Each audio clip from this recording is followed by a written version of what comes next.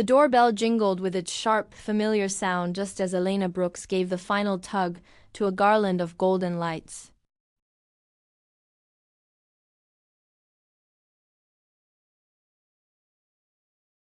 The shop workshop red bell smelled of pine, orange, and freshly baked cookies. Outside, Snowberry Creek was covered in a flawless layer of fresh snow.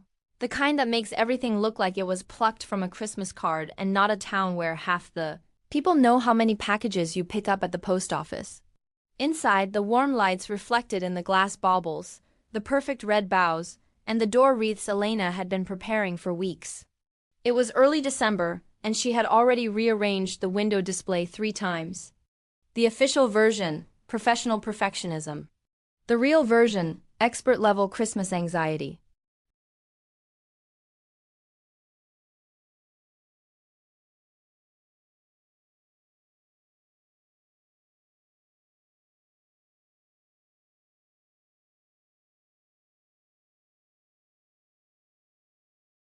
Elena, the candle shipment has arrived, announced Lucy, her assistant, poking her head out from the storeroom. And they finally sent the cinnamon ones that were missing from the last order. Thank goodness, one less crisis, Elena huffed, drying her hands on her red reindeer print apron. Bring them here. As Lucy disappeared again, an impatient bark resonated from behind the counter. Cinnamon, her mixed-breed dog, a unique combination of half-golden, half-chaos, looked at her with big, bright eyes. No, Missy, it is not time for your walk yet, Elena said, crouching down to scratch behind her ears. I have to finish the tree corner, talk to the mayor, and… The bell rang again, this time with a longer jingle, as if the door had stayed open a second too long. A gust of cold air entered the shop, bringing with it snowflakes and the smell of winter, wet wool. And something sweet Elena couldn't identify at first. She turned with her professional smile already in place, and went blank for a second. The man who had just entered was carrying 2 large boxes, stacked one on top of the other, almost hiding his face. He wore a gray wool beanie, a thick navy blue jacket, and dark jeans that fit him suspiciously well. His boots left small tracks of melted snow on the wooden floor. "Excuse me, Red Bell?" asked a deep, warm voice from behind the boxes. Elena blinked. Her professional smile slipped into an expression somewhere between curiosity and alertness. "I'm not a delivery," he replied, with a half-laugh. "Well, depending on who you ask."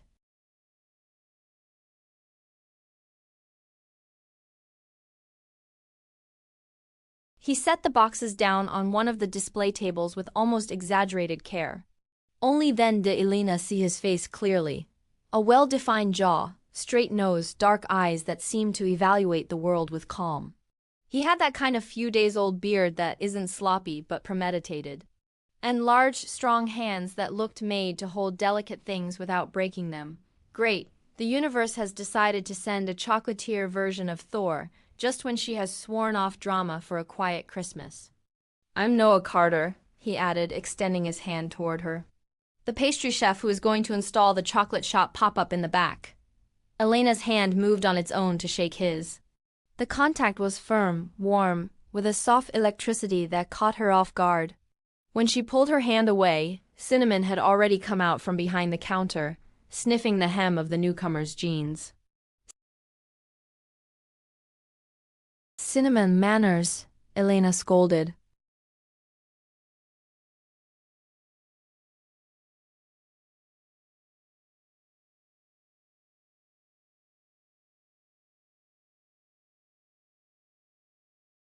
The dog ignored the command completely and instead stood on her hind legs, leaning against Noah's chest. He let out a laugh and held her easily, letting her down with care. "Hello, beautiful," he said to the dog, scratching her head. "I guess you are the real boss here." "She would be, if she had thumbs," Elena scoffed. "So you are the famous chocolatier."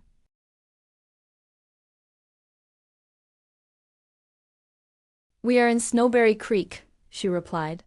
"Here an outsider blinks twice in a row and already has an unauthorized biography." Lucy returned just then with the box of candles in her arms, stopped upon seeing Noah, and shot a quick glance between him and Elena, like someone smelling fertile ground for gossip.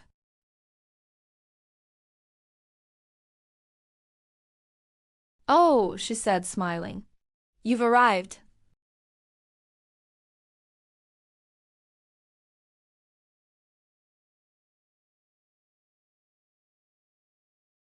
"Is something wrong?" Elena asked, feeling an Aries vein throbbing in her temple. "That shelf is perfectly aligned." "It is," he conceded. "But double quotes. There was the but, of course. If we could move it to that corner," he pointed to the opposite side. "By the window, I could install the refrigerated display case for the bonbons here. That way people enter, see the chocolate, smell the chocolate, and buy chocolate." Elena crossed her arms a little tighter. "The shelf does not move. It is the visual axis of the shop."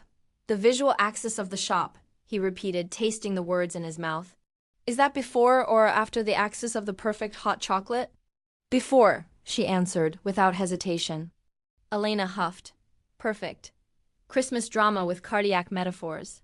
Just what she needed.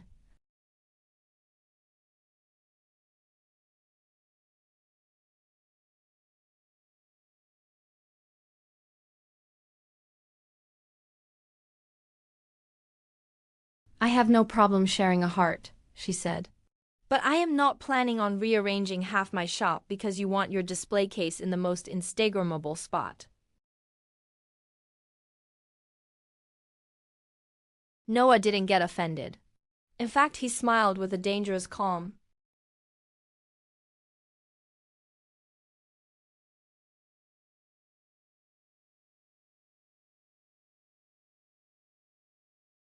Elena looked at him, narrowing her eyes slightly.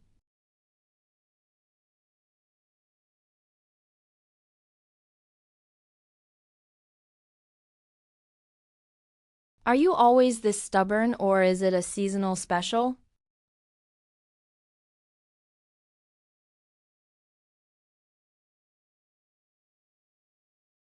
"And you? Let me guess. Aries."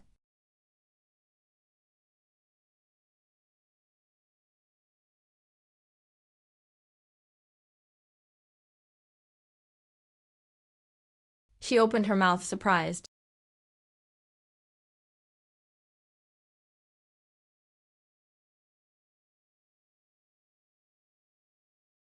"You've already rearranged the window display 3 times this morning, and it's not even 11 yet," Noah said, pointing to the scraps of tissue paper on a chair. "And you've threatened the Christmas lights." That is pure Aries energy. Elena felt a laugh escape before she could contain it. Great. On top of that, he's observant. "Universe, honey, didn't you have a boring accountant lying around to send me instead?"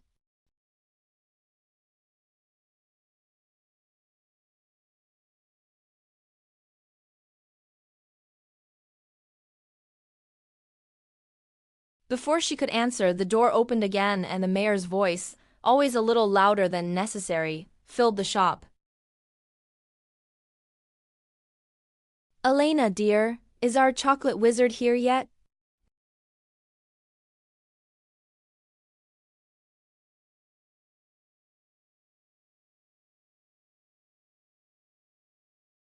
With a final wave, the mayor left as quickly as she had arrived, leaving behind a trail of vanilla perfume and responsibility.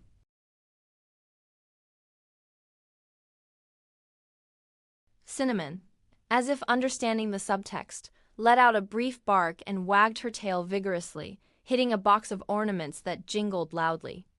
Elena looked at the dog, then at Noah, then at the shelf. Aries versus Taurus, Christmas, a shop full of garlands, and an animal shelter depending on them. What could go wrong? Too many things, probably. But as she watched Noah roll up his sleeves, revealing forearms that could well have been illegal in several states, a stubborn part of her brain whispered that, maybe, some things could go deliciously right. The doorbell rang for the umpteenth time that morning, but for the first time. Elena didn't feel like throwing the bell out the window. Tasting, she reminded herself, looking at the chalkboard she had placed by the entrance. The shop was more crowded than usual for a weekday. Some regular customers moved in small groups, pretending to look at door wreaths while casting shameless glances toward the back, where Noah was finishing adjusting his small altar to Coco. Elena cleared her throat, adjusting her red apron. "Lucy, remind me why I agreed to do a joint tasting," she whispered. "Because you're an Aries, and you don't know how to say no to a challenge," Lucy answered, without looking up from the iPad where she was noting reservations. "And because the new chocolatier looks like an ad for expensive cologne. Professionalism, please," Elena murmured. Noah appeared then, carrying a white ceramic tray with 3 metal pitchers. The smell arrived before he did. Dense chocolate, cinnamon, orange, and something else, a spicy note that tickled her nose. "All set," he announced, placing it on the high table they had set up in the middle of the shop. 3 versions, classic with cinnamon, spiced orange, and one with a spicy touch. "Spicy?" Elena arched an eyebrow. "We are in Snowberry Creek, not a speakeasy in New Orleans." "Trust me," he replied with a calm smile. "We Tauruses are good at mixing pleasure and comfort." "You said that out loud," she pointed out. "I know," he answered, unfazed. Elena felt a pleasant flutter in her stomach. She ignored it with the practice of someone who had survived more than one family Christmas. "All right," she said aloud, gathering the customers with a soft clap. "Thank you for coming to this first Christmas tasting at Red Bell in collaboration with ... She looked at Noah. "What is your cocoa empire called?" "For now, Carter Chocolatier," he answered. "I'm open to suggestions." "Don't accept them from Mrs. Parker," Lucy whispered from the counter. She wanted to name her cat Brad Pitt. The aforementioned Mrs. Parker approached with a determined step. "Brad Pitt is a beautiful name," she said. "For a cat or for a man?" She shot a shameless look at Noah. "Although this boy looks more like his name is ... Noah, Mrs. Parker?" He helped her, amused. "Noah," she repeated, tasting the name as if it were also chocolate. "Much better. It has a biblical ring to it." Elena took a deep breath. "Right, before we get into nomenclature debates, let's start the tasting. Remember that part of what we raise today will go straight to the animal shelter." She stood next to Noah, who was already pouring the first sample cups. "First, the classic with cinnamon," he explained. "Creamy, comforting, the liquid equivalent of a soft blanket." "Emotional marketing," Elena murmured. "Very good." She took one of the small cups and brought it to her lips. The aroma enveloped her face, warm, almost indecent. "Calm down. It's just chocolate. You're not having a spiritual experience." She took a sip. It was thick without being heavy, with just the right amount of sweetness. The cinnamon caressed her tongue slow and left her with an internal feeling of an embrace. "Well?" Noah asked, watching her. Elena forced herself to swallow before speaking. "It is ... acceptable." He laughed silently. Aries translation. "It's very good, but I'm not going to admit it in front of everyone." "Don't put words in my mouth," she replied. "I thought I'd put chocolate," he said. Lucy choked on her own laughter at the back of the shop. 2 customers whispered, barely hiding their smiles. "Second," Noah continued, imperturbable, spiced orange. "A little brighter, more ... playful." He poured new cups. Elena accepted one, smelled it first. "Smells like a vacation in an expensive cabin," she commented. "That was the goal," Noah nodded. She tasted. The orange burst first, then the chocolate, then that spicy background that warmed her chest. "Okay," she admitted. "This one is dangerously good." "Noted," he replied. And finally, chocolate with a spicy touch. "Define touch," Elena requested. "Enough for you to feel a tingle. Not enough to call the fire department." "The fire department doesn't move for less than a Category 3 fire," Mrs. Parker intervened. "But I do." General laughter was heard. Noah poured the 3rd round. Elena hesitated a second, but took the cup. The first sip was familiar, dense chocolate. Then a distinct heat appeared in the background, rising slowly down her throat. "Oh," she murmured. "Too much?" He asked, attentive. "No," she said, shaking her head. "It is ... surprising." "Aries translation number 2, Noah whispered, leaning a little toward her. "You like it more than you wanted to." Elena felt how the tingle of the spice seemed to go down her chest to settle in her stomach. And, a little lower, "Great. Now the chocolate is flirting too." "Good," she said, raising her voice for the group. While you savor, you can take a look at the garlands officially most photogenic in the county. She moved toward the corner she had prepared with a wooden ladder. Noah followed her with his gaze. Are you always in expedition leader mode? He asked when she approached him again. If I'm not, the town burns down, she answered. Or worse, someone hangs a crooked garland at the town hall. He observed her for a moment in silence, with that Taurus calm that made her nervous in the best and worst possible way. Can I help you with something? He asked. Elena answered immediately. I need you to hold unpopular opinions while I climb this ladder. He frowned slightly. Unpopular opinions? Like, don't look at my butt, she clarified. A slow smile crossed Noah's face. I don't think I can promise that, Elena glared at him, but felt a smile escaping her. At least pretend, she conceded. She climbed the wooden ladder with a box of small lights in her hands. Noah positioned himself at the foot, holding firm. If you fall, I'll catch you, he said. I'm not going to fall, she replied. That's what any Aries would say, he answered, amused. Elena reached out an arm to hook a string of lights over the main garland. She felt the ladder move just a centimeter. Her stomach tensed. Noah ... double quote. I got you, he assured, gripping the structure tighter. Trust a little. Trust? Sure, in an old ladder, a stubborn Taurus, and the law of gravity. What could go wrong? She managed to place the final strip and started to descend. The last treacherous rung gave way a little under her weight, making her lose her balance backward. Elena noticed the heat first. Then the smell of chocolate and something masculine and clean. And then the very clear awareness that they were pressed together full length. You're okay, he murmured, not letting go. I know, she answered, but made no effort to pull away. Their gazes met at very close range. I told you, he added, his voice lower. I catch you if you fall. I didn't fall, Elena whispered. A little bit, Noah replied. There was a dense silence. Elena felt the world shrinking to the exact point where his hands rested on her waist. A nervous giggle wanted to escape. She clamped it down with her teeth. Perfect. I almost kill myself live, and the only thing I'm thinking about is what it would be like to kiss him. Noah's fingers moved barely, drawing a semicircle on the fabric of her sweater. Elena ... She liked how her name sounded in that deep voice. Yes? There's something you should know, he said. If it's another thing about your astral chart ... No, he denied, with a small smile. It's about the mistletoe. She frowned, confused. What mistletoe? He raised a hand, not letting go of her completely, and pointed up. Elena followed the direction of his fingers. Just above them, hanging from the ceiling, a small sprig of mistletoe swayed gently. Lucy, Elena murmured, through her teeth. I'm going to kill you. Don't kill her yet, Noah said. She had an excellent idea. Their gazes met again. Are you one to follow traditions, Noah? She asked, almost in a whisper. Depends on the tradition, he answered. This one implies kissing during business hours, Elena warned. Then I am totally in favor. His hand rested on her waist again. Elena could have pulled away. She didn't. If I kiss you, Noah said, his voice so low only she could hear it. It's not going to be a seasonal joke. Elena felt her heart give a little jump. No? No, he confirmed. I'm a Taurus. I don't start something I don't intend to finish. The air between them became almost tangible. Spoiler alert, this is a bad idea. Also known as an irresistible idea.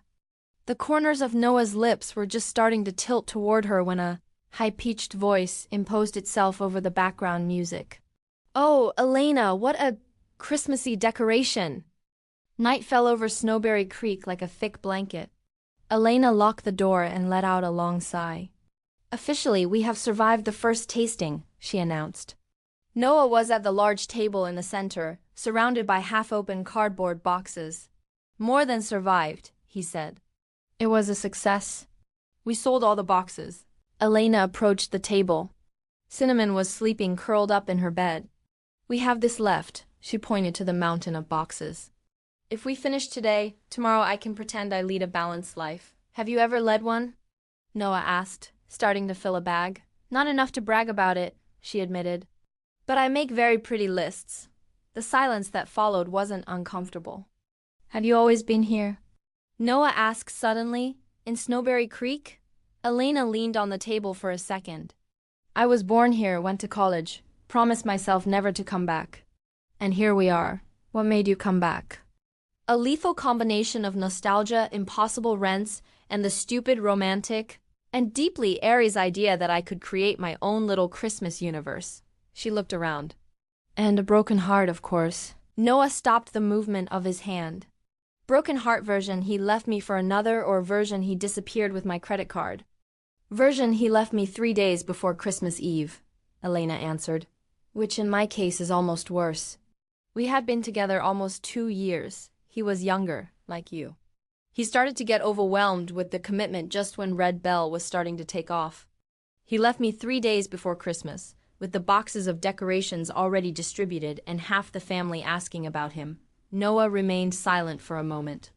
Wow. Since then, she continued, I decided my emotional energy was going to go to my business and my dog. And that I wasn't going to turn into the caricature of the woman of almost 40 who hooks up with younger guys and then ends up in the town whispers. Noah held her gaze. That is what worries you. What people say, among other things, she admitted. Because just in case, let me clarify something, he continued. I am not your ex. I know, Elena said too quickly. Do you? Because it seems like we've had ... 2 moments. And you're already building a preventative Great Wall of China. Elena sighed. Look, you are ... double quotes. Handsome, charming, and dangerous to your emotional stability, Noah proposed. Irritating, she corrected. And that too, I'm 39. And you ... how old are you, exactly?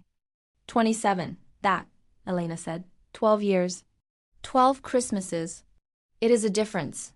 It is a difference, Noah conceded. Not a crime. Elena, believe me, I care very little what the yoga group thinks about who I sleep with or not. She felt a pleasant shiver hearing the sleep with so calm. The problem is that it matters to me, she admitted. I don't want to feel ridiculous again. You are intense, he said. Brave. And yes, maybe you jumped into a relationship that wasn't up to your level. That is not naivety. That is betting on something that didn't work. Sounds better in your version. It's the only one that interests me, Noah replied. Elena studied him for a moment. And you? What is a 27-year-old pastry chef doing in a town like this? Believe me, it's more exciting than my last job. In a Michelin-starred restaurant in the city. Impeccable cuisine, infamous hours, overflowing egos. I spent years thinking that was the only way, so I left. I quit. Just like that? Overnight? Not exactly. I'm a Taurus, not an Aries. I thought about it a lot. And one day, the plan included a small town, cold air, and the possibility of building something of my own. He looked her in the eyes.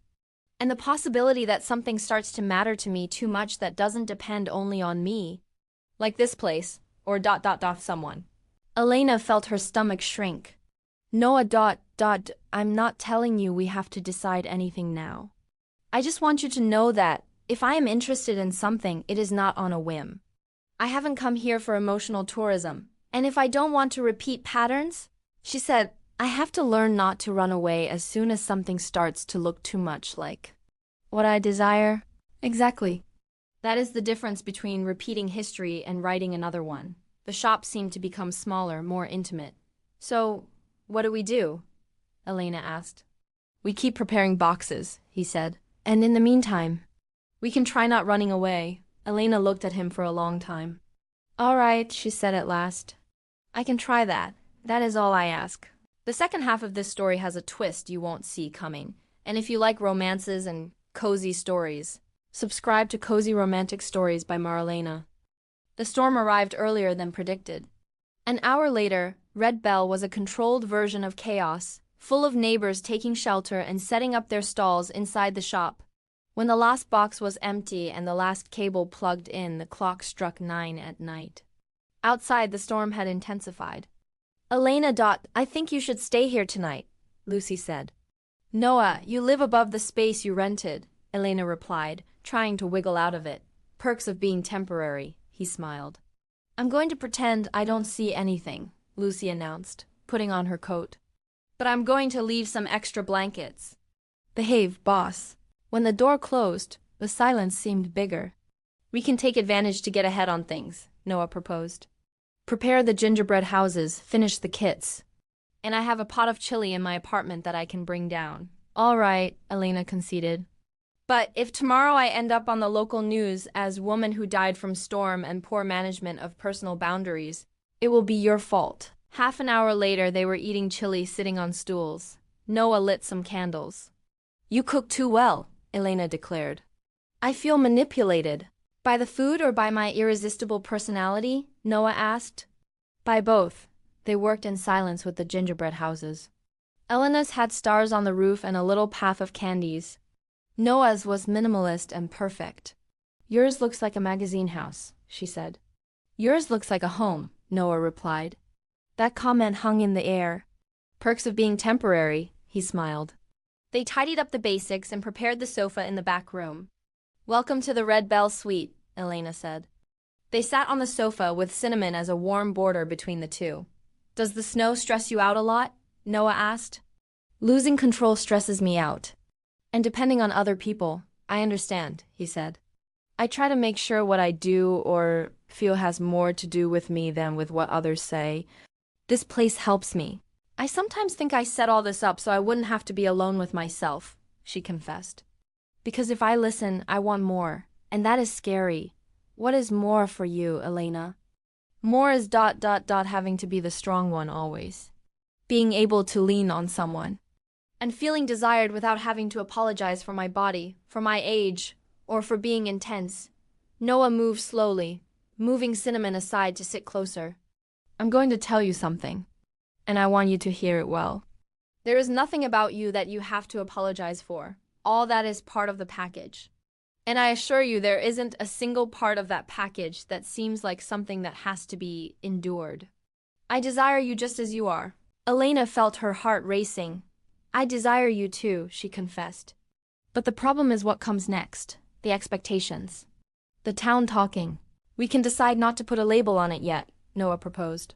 But if there is something I am clear about, it is that you are not a seasonal fling for me.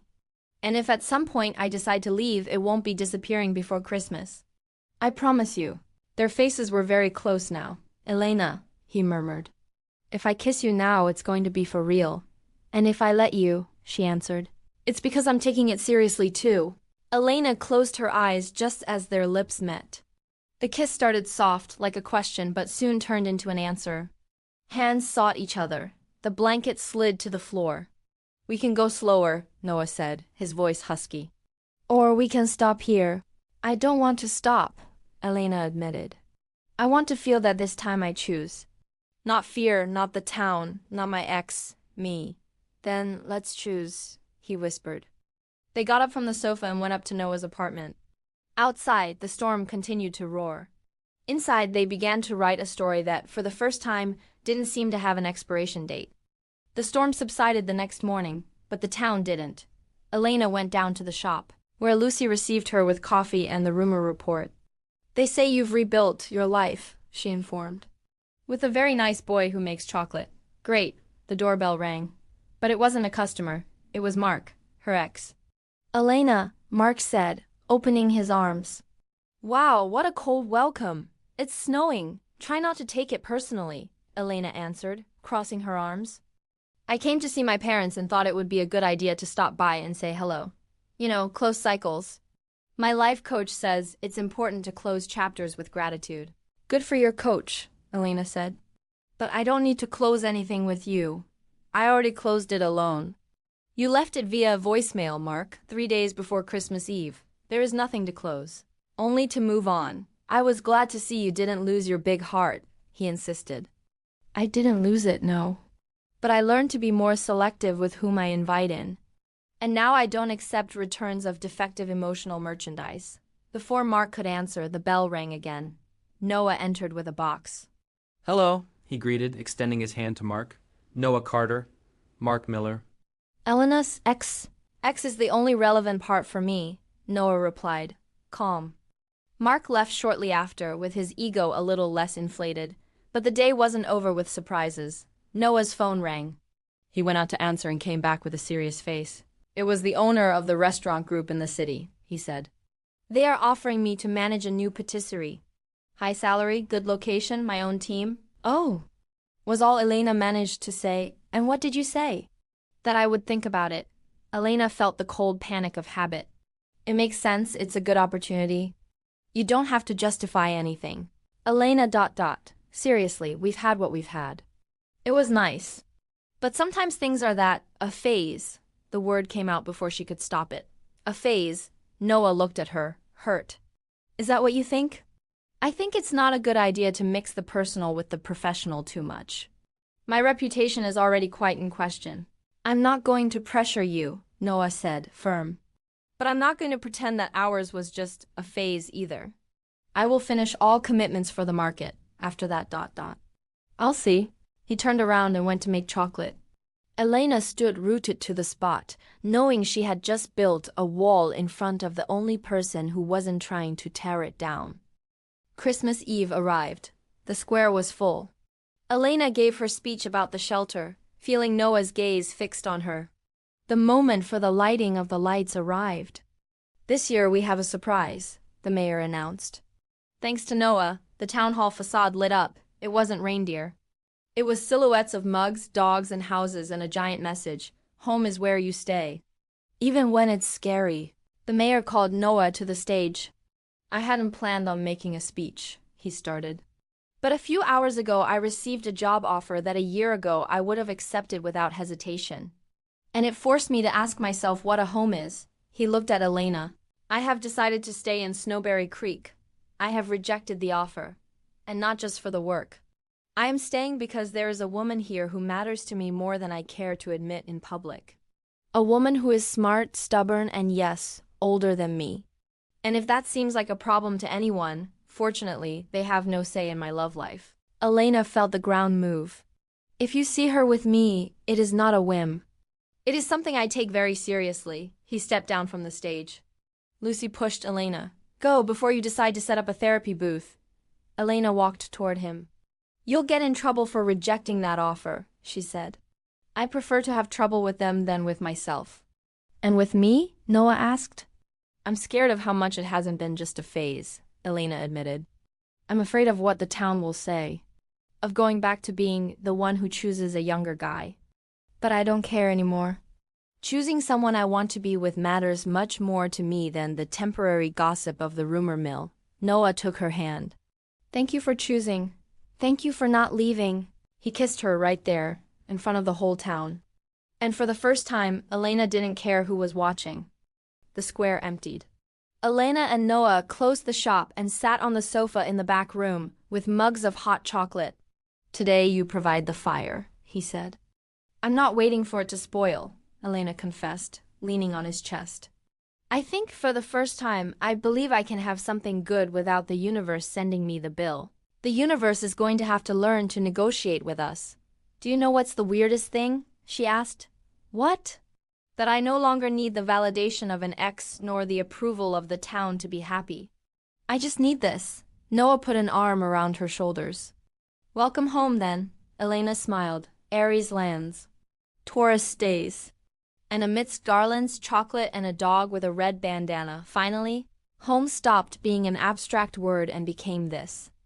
And, as the snow began to fall again in soft flakes over Snowberry Creek, Elena thought that, if that was the beginning of a new story, she loved the first chapter. If this story stole your heart, don't let the magic end here. We have dozens of cozy tailies waiting for you. Subscribe to Cozy Romantic Stories by Marylena. Click that notification bell. And let's discover another romance together in the next video.